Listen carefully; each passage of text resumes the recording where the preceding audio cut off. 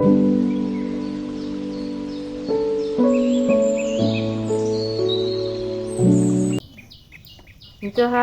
আমার নাম হচ্ছে সুইটি আস্তা।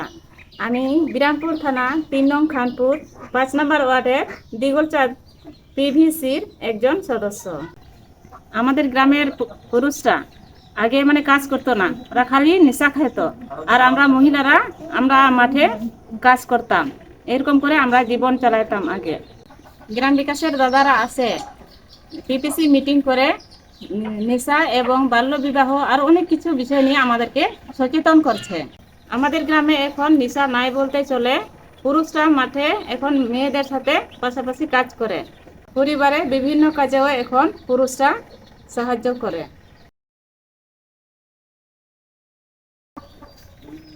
আমি শারীরিক প্রতিবন্ধী হওয়ায় গ্রাম বিকাশের দাদারা আসে, সমাজসেবা অফিসে যোগাযোগ করে সুবর্ণ কার্ড করে দিয়েছে।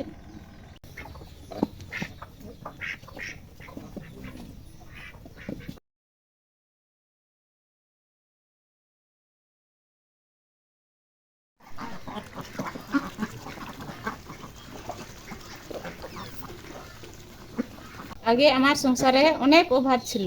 গ্রাম বিকাশ কেন্দ্র পিপিইউ প্রকল্প থেকে হাঁস পালনের জন্য 14,500 টাকা অনুদান দেয়।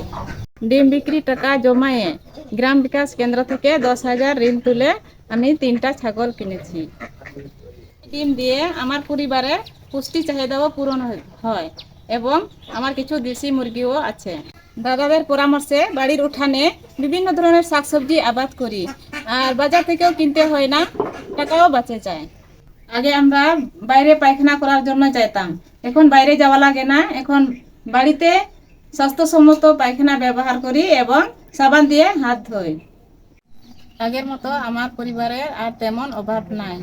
এই পরিবর্তনের জন্য এবং আমাকে সহযোগিতা করার জন্য ধন্যবাদ জানাই গ্রাম বিকাশ কেন্দ্র এবং পিপিইউ প্রকল্পকে।